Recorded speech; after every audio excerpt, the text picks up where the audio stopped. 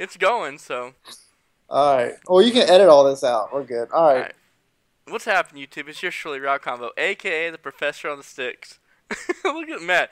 I got my special guest, the Alabama insider, Matthew. He actually started the whole route combo. I was starting up YouTube, wanted to make some videos, and I was like, Matt, I need a name. I need a name that kind of relates to football, and I'll let you take it from there and introduce Yeah, yourself. I'm waiting on my royalties too, Chris. That's what I'm waiting on. I want to Your get my. royalties? I'm the businessman behind this operation. Also the smarts. Chris buys the headsets and the t-shirts. That's basically all you need to know. Actually, I think I came up with the route combo, but you came up with "See you on the sticks." I think that's probably about right. I think that's what you Anyway, came up with. Either way, this is my Alabama insider, one of my best friends. Went to college with him and went to a lot of Alabama games. And the one guy I can always talk recruiting with, talk about the games and how our offense needs a change, or our defense, our DBs never turn their heads, or whatever it is about Alabama football. He's the guy I always get to turn to. So I think you'll like it. If you're an Alabama fan or love college football, I think you're gonna love this next this segment with my buddy Matt. So let's jump right into it. So Alabama ended the season with the loss to Ohio State and Urban Meyer. What are your thoughts on that, and do you think they're gonna be able to recover? tough loss. I think the hardest part about that loss last year for Alabama and the fan base was really that nobody thought we'd lose. Obviously, with a third string quarterback playing against a team that nobody thought should be in the playoffs. So I think looking back, if you take the full scope of work of Ohio State, look at what they did to Oregon in the championship game, I think we should put some perspective on that loss. But definitely was a hard pill to swallow, mainly because we got beat physically. It wasn't just a finesse game or a hot quarterback that just beat you with the over-the-top passes over and over. They ran the ball down our throats for 300 and something yards, and that's something that we have not used to, as an Alabama team from the SEC that prides itself, especially against the Big Ten, in those scenarios. So I think what it did was set the stage for this year and helping us have a different mindset that kind of the king's been knocked off the top as far as physicality. Took a little shot to the jaw, humbled a little bit, I think, and maybe helped bring some of that fire and that hunger back to this team. Yeah, I really like to hear that. My only question with that is I feel like every time Alabama does lose, we hear that. Like 2 years ago, we lost to Auburn on the kick six everybody knows of, and then it was a lethargic game against Oklahoma in the Sugar Bowl, and everyone's like, Alabama's refocused. We're playing all this pump up music in the locker room. It was good to actually lose. And then we come back and we lose to Ole Miss, and it's kind of the same situation again. We went into the bowl game not really prepared and understanding what was actually at stake with the third string quarterback, and I feel like we're back to the ground zero again, where it's a lot of rah rah about losing and how you recover from that. But this is the third, 2 years in a row this has happened now at the end of the year. Yeah, that's one of the perplexities I have of Nick Saban is the bowl record. It's always seems like when we have those big gaps and we get to the bowl games that it's a different team. And something I can never figure out with the teams, never figure out with Nick Saban or Alabama. But, I think it's hard when you win so many games over a short amount of time that you don't lose a lot. You almost have to give that rah-rah speech. I think the difference between this game and maybe some of the other ones like you mentioned, like South Carolina or Auburn or Ole Miss, is those are all in-conference games that, a team really kind of played beyond their talent level, or a guy had a game that was just unbelievable, or maybe or Alabama even lost the game on some sort of silly play. I would say that most Alabama fans, if you really look at the tape and watch the replays, like, Chris and I have, like, we got beat. And sure, we made some mistakes, but we got beat at the line of scrimmage. And so I think that's the difference by a Big Ten team that can really help, maneuver this, motivationally going up to next season. Exactly, and who would have thought, like going into the last year, Trevor Knight for Oklahoma was the it quarterback. You had famous people saying how hot he was, and just absolutely tore up the Alabama defense. And Garcia from South Carolina, and all these quarterbacks just tore up Alabama. Then the next year they were nowhere to be found. Look what Oklahoma completely fell off. They had the game of their life. So, it's going to be interesting to see what happens with Cardell Jones. I personally think he should have went to the NFL because he's not going to be ever as hot as he was after those 3 games. He had no flaws really after those 3 games. So I mean, I completely get everything you're saying, agree with it all. So that leads us into this season, the 2015-16 season. What do you think is going to happen with Alabama? I know there's a lot of question marks. I think we lost 8 starters on offense. We lost Landon Collins on the back end of defense. And I know the safeties are pretty thin this year. I mean, what do you think going in? Alabama, once again, in the offseason had a number one recruiting class. Arguably, a couple people say USC was number 1, Alabama was 2, but tons of talent. And where do you think we stack up this year? Yeah, great question. Every year you hear the same thing. Alabama's reloading. Alabama's reloading with all this talent, all these 5 stars, and yada yada yada.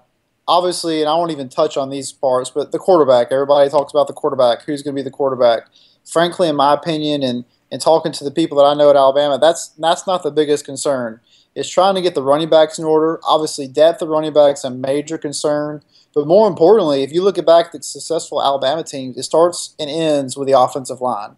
How are they going to plug and play with the guard positions? What are you going to do if Cam Robinson goes down with a lack of depth at left tackle? Those are the kind of issues that I think are going to drive this team. The defense is going to be stout. I think moving Eddie Jackson to safety is going to be a real game changer for that defense because you get the experience, but it takes away some of the how do you say, I guess, kind of deficiencies that A. Jackson had in one-on-one coverage, especially going over the top. A long-rangey guy that knows the defense can be in the right place and can play that free safety and then let whoever's going to play the strong and come down to the box a little bit, be a little bit more aggressive in their run support. So to answer your question, I think what we need to look at is really the offensive line and running backs, especially with that first scrimmage, looking at Derrick Henry only getting 6 carries, and watching Kenyon Drake being held out with a tweaked hamstring. Basically, you saw a converted safety in Ronnie Clark and a true freshman that's been on campus for 2 weeks carrying the bulk of the load. And I think as an Alabama fan, you got to be a little concerned with that kind of depth and experience back there toting the rock. Yep. Yeah, man, I think those are all some really good points. I don't really have the concern like you do with the running back situation. I think Derrick Henry only got 6 reps on the first scrimmage because there's no point. Nick Saban knows, and he even said in the press conference, he knows exactly what Derrick Henry's made of and what kind of runner he is. And I know you have your doubts with him, but I think he's poised for a breakout season. He hasn't really been hurt either through his history with Alabama, and I think we're just saving him for the season. Kenyon Drake has always been injury prone, and this is his year to shine. And I think that was a huge loss last year, especially when we played Ole Miss, because he was a big part of the offense up until that Ole Miss game. And when he broke his leg, it really hurt our offense that game, and something that he needs to make sure he's healthy. But I do also believe with the true freshman, Damian Harris from Kentucky, I think he's a one-cut back, and he's ready to take that third running back role. So as long as Derrick Henry doesn't get hurt, I think we'll be all right. But with the safety play, that's what I'm really worried about. Eddie Jackson last year got burnt time after time, and him playing free safety, all the reports are that he's doing an outstanding job. But I just worry about him getting burned and maybe being lazy or just his eye deception his eyes aren't where they need to be. But Geno Smith seems like he's really poised for that strong safety role and is going to anchor that spot. And the true freshman, Ronnie Harrison, is making waves, and the biggest issue with freshmen, especially in the safety position, corners, why it's so hard for them to get playing time is because just to learn all the different things with the defense, Nick Saban's defense and Kirby Smart, there's a lot to learn, and it's a long learning curve, so it usually takes them a year to get with that. But it seems like him and Mika are going to do really good things. My one concern is with that left corner spot opposite Cyrus. It looks like it was going to be Tony Brown's all summer long. He kind of gets hurt, and the true freshman from Jersey is coming in and lighting everything up and is leading the way as the left corner. Do you think he's going to be able to solidify that spot, and what are your thoughts? And that's a great point. I think that you hit on a lot of good stuff. One of the things that's the most interesting things out of spring so far has been Mika Fitzpatrick out of New Jersey. Nick Saban is heap praise on him and heap praise on him. And some of the guys I've been talking to in the athletic department have been saying the same things. Like, this guy is poised to not just play, but possibly start. Not just because he's good at what he does, the fact that he can pick up star, money, and corner in that complex defense in this short amount of time has been something that what they've said Very had not impressive. seen before. We kind of seen comparisons to Mark Barron and kind of his development where they really tried to show him some different positions so he could kind of get a grasp of the whole defense. Well, it took Mark Barron 2 seasons to really get a solidify a starting position. Mika, man, he's really taken off, and that, like you said, really competing with Tony Brown along with a lot of the other experienced guys in the back end to really draw some experience out, but also get some head-to-head competition that we haven't seen in that secondary in a while, Chris. Typically, me and you were talking about this time of the year about how if this guy goes down or that goes down, it's going to be trouble. This is the first year that we could talk about the secondary and really feel comfortable about if a guy goes down, we could probably replace him with someone that is at least as suitable with some experience. Yeah, it's Nick Saban and Kirby Smart's been recruiting a bunch of 5-star DBs the last few years, and it's something that has been a weakness the last couple of years on our defense and just inexcusable. So if you really look back at all the years that we have dominated defenses, we've always had that one completely shut down corner that went in the first round. I mean, hell, even in 2011, we had Dre Kirkpatrick, and on the other side, a young D. Milliner, and they were both first-round picks. And if you can lock down at least one side of the field with one corner that you can put on an island, it really makes everything else so much easier on defense. So that's really what I'm looking forward to, especially how strong our front seven is. But one thing you were saying right before that was the offensive line. And all reports out there is that offensive line is as good as it's been since 2012 season, which is music to my ears. I was really angry with Lane Kiffin on the Ohio State game. He went away from the run. Derrick Henry was killing Ohio State to the left side, and he just completely went away from the run. So as long as Cam Robinson stays healthy, I think that's going to be a real strength for them. And let's touch on the quarterback situation. So if we both agree that the offensive line is going to be a strength for Alabama this year, and you know how big of a fan I'm about to go into the Blake Barnett bandwagon fan. Oh boy. You know how I am with Barnett. But why doesn't Nick Saban, if this is the quarterback, and George Whitfield just recently said that he was the most advanced 18-year-old quarterback that he's ever seen, and he's been with Andrew Luck and a few other really big-time players and prospects.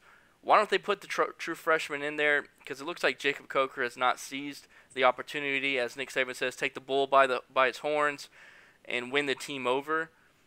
This is 2 years now. David Cornwell, nobody's seen anything of him. He only got like 4 or 5 snaps, it seemed like, in the first scrimmage. He was kind of in the doghouse. Why not give it to Blake Barnett? Let him do some play action. Let them pound the rock, especially early on the season, and let this kid ride it. Because I think the worst thing that could happen for Alabama, which I don't think it would, but if David Cornwell won the starting position, had a good season, not a great season, let's say they win the SEC, go to the playoffs again, and lose, are they going to really not have him be the starting quarterback again? Is that competition really going to be open? Because they're both really young players. I don't know. What are your take, Matt? I would hate for Double B Blake Barnett to transfer out of Alabama because he didn't even get a fair shot. First of all, Twitter universe, Route Combo listeners, this is the guy that's talking to Blake Barnett's dad on Twitter, talking about how much of a fanboy he is of Blake Barnett. I'm a huge fanboy, man. This is completely biased opinion. I don't know what he's paying you right now to be on his bandwagon, but it ain't enough. Huge bias, man. I'm huge. But Chris, I'll tell you why Blake Barnett's not going to start and shouldn't start. Because this is Alabama, and we need to win now. This is not a developmental program that doesn't have the pieces. And while Blake Barnett might be the future, he might be the future next year. He might be the future year after that. He may never develop into a real quarterback. I agree with you. I think he is the future, though. But we don't have the luxury as Alabama, and why should we, when we have as much talent as we do, to, hey, let's wait on this guy to grow. I think that's part of it. The other part is there's 2 key things that I've been hearing. I was talking to a guy that works with the athletic department last week, and he gave me 2 interesting tidbits of information. One was about Derrick Henry, and I'm not going to take us off subject, but he was concerned with Derrick Henry's ability to carry the load, and that he, quote unquote, Derrick Henry doesn't like to hit people. And I know that that's going to sound crazy because every time we see him play, he's running over people. But that is what his concern is. Week in and week out, that is not Derrick Henry's forte. But to the quarterback situation, you you've got some talented guys. Nobody's, Nick Saban says, kind of grabbing the bull by the horns. It's hard to say because they've been in the locker room long enough now to kind of garner the team's respect. Who's going to help you win now, and who needs to be there that's going to help? Who's going to be able to maintain the game to win anyway? What that guy is saying is that Blake Barnett, great freshman. Nick Saban is big in seniority. He's going to generally give it to the guy that's been there the longest, if it's even or at least close to even. So that's why I would say that Jake Coker is going to be your starting quarterback on day one, Chris. As much as I know you want to fanboy Blake Barnett. So who do you think is the top 3 quarterbacks right now that's going into the second scrimmage? As Nick Saban said, he's going to start to give not as equal reps and look at the film and bring really 3 quarterbacks. It looks like David Cornwell, Jake Coker, but who's going to be that third quarterback? Alec Morris, Cooper Bateman, or my boy Blake Barnett? Who's going to win that third spot in reps, do you feel? That's a great question. I won't even ask you because I know you're going to say Blake Barnett, and I think you've got some – that's probably might be true. From what I heard from the scrimmage, even though they gave no stats and basically nothing was leaking out, from what I heard, Alec Morris did play pretty well. So, it's hard to say. He's definitely not a game changer. If I'm the coach, if this is me, if I'm Nick Saban, they're not paying me that kind of money. But I put Blake Barnett in there as much, even though I'm not saying this just because of you, Chris, but I put him in there to develop him, help him get those reps, because Alec Morris is not going to be your guy. Now, Cornwell, obviously, and I think Coker will be the top 2. But like you said, the third guy, I would put my money on Blake Barnett to be that third guy. And obviously, I think Bateman is kind of fallen off the ranks, if I had to guess. Yeah, and he was even playing receiver in the spring. Yeah. And, from what I heard at practice, he's been throwing to basically – he's been a tight end receiver, quarterback guy, really just kind of being an arm out there, bullpen pitcher, if you will. So I think your Blake Barnett's my money guy. Okay, awesome. So let's get into it. So you think Jake Coker is going to take the first snap against Wisconsin, and bearing injury, he's gonna be the starter all year long, not going to get pulled? No, I would not say that. Do you think they're going to go like 2011 route where A.J. McCarron and Phillip Sims went quarter by quarter the first game, or do you think Jake Coker is going to play let's just say the Wisconsin game? Is he going to play the full Wisconsin game and not be switched off? I think, man, that's a tough question, Chris. I'll say right now, I'll put this. I'll bet you. I'll sing the full Auburn's fight song if Jake Coker is not takes the first snap. Does not take the first snap. Okay. Now, well, let me stop you there when you said you're going to sing the Auburn fight song, and I don't think, for the viewers out there, you don't know this guy that well, but he is marrying in about a month an Auburn graduate, an Auburn fan. So I think he'll gladly sing the Auburn fight song. So I don't think he's really putting up too much right there by having to sing the Auburn fight song. First of all, to a little more context, first of all, everybody should be doing that because you want to convert as many Auburn fans to Alabama as you can. B, her dad, my father-in-law, is a Wisconsin fan, so you think I'm more worried about September 5th or the Auburn game right now? There's been trash talk going back and forth for 6 months ever since I've asked to marry his daughter. So that is a little bit of a – you're right, Chris. I guess I could win some brownie points if I do sing that. But okay. As far as him playing the whole game, that's a tough question. I'll spin that back on you. Do you think that Coker takes the first snap, A, and B, do you think, if healthy, he plays all 12 games? Plus. I'll put it this way. I think that's what Nick Saban wants. I think Nick Saban wants Coker to have his chance and to start every single game this season. Whether it happens or not, I have no idea. But I think that's what Nick Saban wants to happen. I think he's crying out to Coker, take the bull by the horns, and he's saying that directly to Coker. Win the team over. I think both those statements are directed at Coker. So it's up to him. Does he want it, or is he going to just give it up and not be able to play Division I college football as a starting quarterback at all through his 5 years?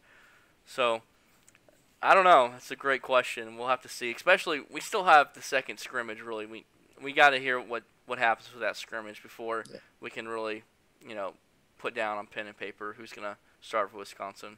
Yeah, it's tough. I think one of the things that I've been hearing through the summer before fall camp was that the team's favorite was Cornwell. Cornwell had won the team that Coker's personality was a good guy, but not necessarily a natural born leader to kind of take the bull by the horns, as Nick Saban and you said, and really not a charismatic guy. One of the thing that won AJ McCarron the job, even though it rubbed a lot of people the wrong way, was his ability to kind of lead. And, even though it was antagonizing some people, at least he was able to go in there and show people who was the head of the household. And I don't think that the personality type of the guys we've got now necessarily lends to that kind of leadership. Therefore, that leadership's going to have to probably be drawn out a little longer over a longer period of time where people are kind of drawn to them more than them drawn to the other people. Yeah, definitely makes some really good points there.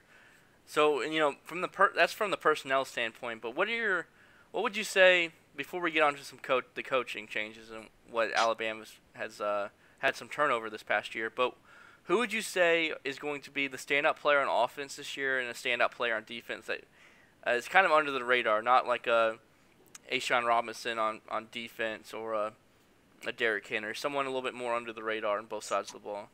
Yeah, good question. I don't know if Kenyon Drake is under the radar. I think he's going to have a huge impact if healthy.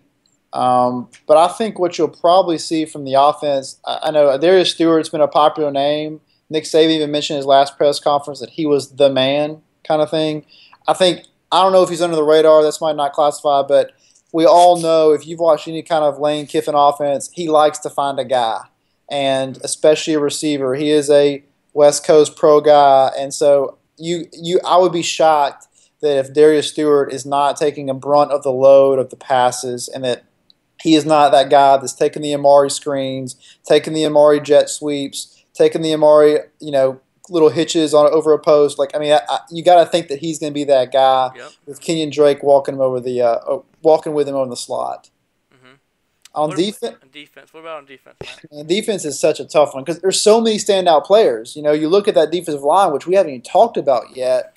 That's a stout defensive line. You look at those linebackers, the same story.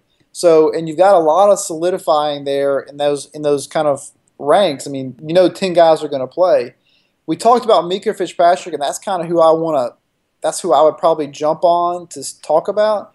But I'll say this, Cyrus Jones, we don't talk about him very much, and so I'm going to throw a little bit of a curveball. I know he's not an under-the-radar quote kind of guy, but he's a guy I think that does his job so well that people don't talk about him. So I'll pick Cyrus and say that he's going to have another great year, but now that he's got a better supporting cast around him as far as opposite corner, maybe get a little push from his linebackers and his defensive line with some coaching changes, I think we might see a little bit more production as far as pass breakups and interceptions from him this year. Yeah, I think those are two really good choices, and I think Darius Stewart is the one that is the person who Lane Kiffin is wanting to handpick as that Amari Cooper type of get the ball out to your best player.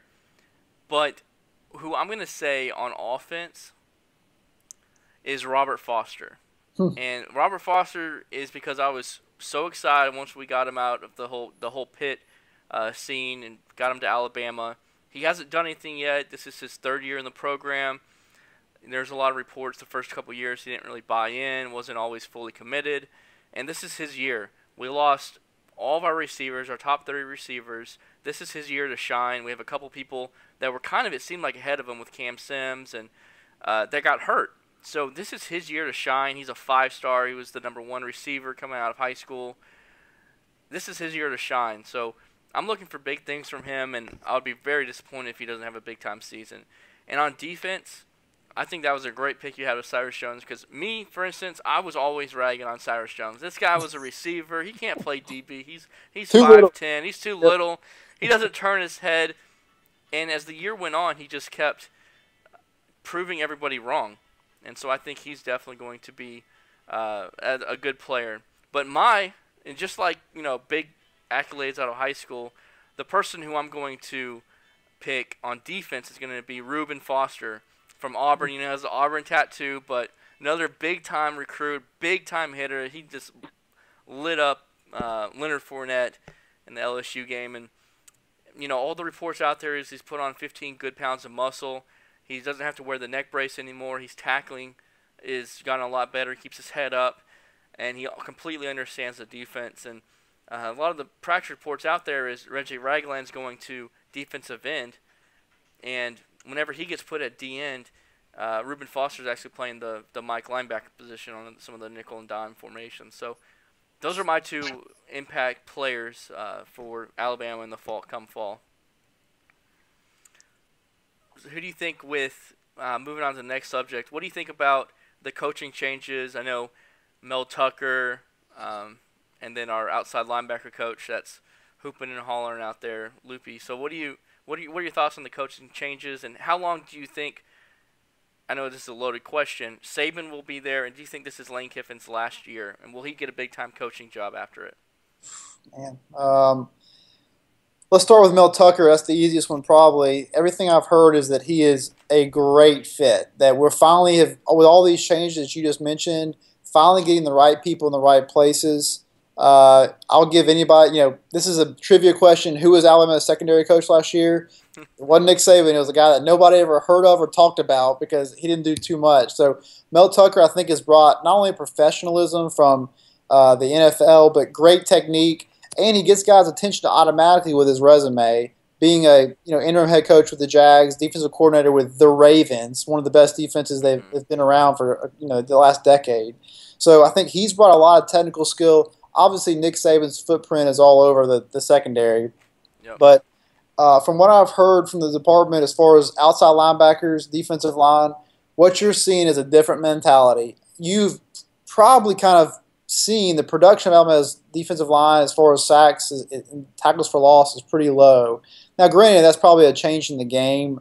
We can talk, that's a whole different segment we can do, Chris, of just what is football going to and what is the role of defense. But we have a lot less production numbers. But what I'm hearing is that the Washington guy, outside linebackers coach, has started stressing two things. Besides turnovers, it is game time speed and it is get to the quarterback. So you're going to see so much more production, I think, from our outside linebackers than you'd ever seen before.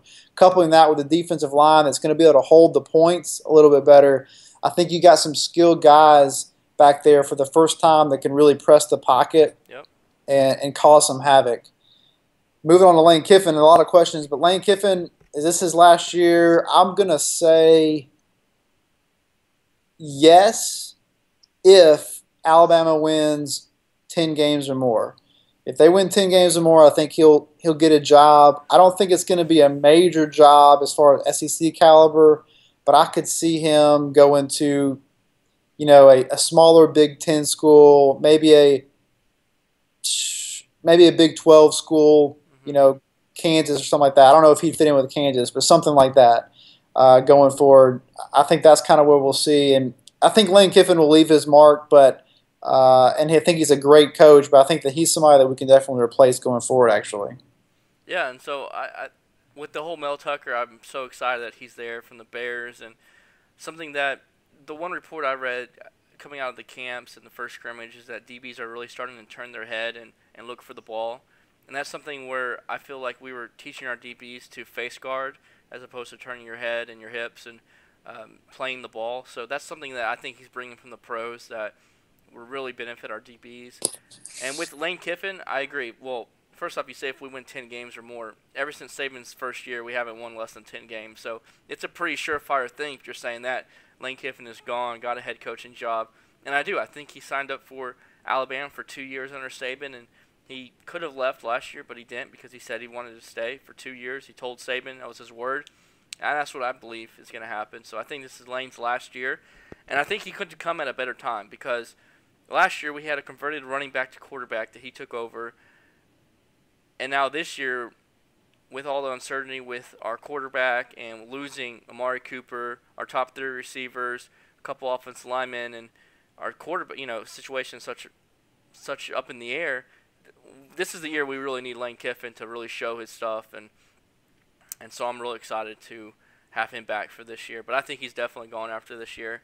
And lastly, you didn't really touch on it, but with Nick Saban, every year we talk about this, but he's staying for the long term. I think he's here for another 5 to 7 years, but that's a long time, isn't it? But he'll be here I think he'll be here for a good 5 years before he retires.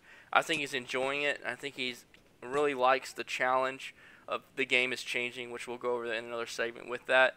And I think he's enjoying a new challenge within the game that, in 2011, his defense gave up 8 points a game. He really mastered how the game was played. But it's a new challenge for him, and you know, to stop Auburn and the Ohio State type of offenses, and I think he's up for it. I think he's kind of got rejuvenated. So where's Lane Kiffin going, Chris? Oh, I don't know. Who knows where he's gonna go? He'll probably get the Dallas Cowboy head coaching job somehow. Falling forward, he's great at it. He always finds a way to fall forward. But so Lazarus, let's wrap all this up. I know we have Alabama's schedule. I know you have that in front of us. Let's go through the games in just quick 30 seconds. What do you think? I know you're not a score projector, but win or lose, do you think Alabama will win and lose it? And just 30 seconds on each game.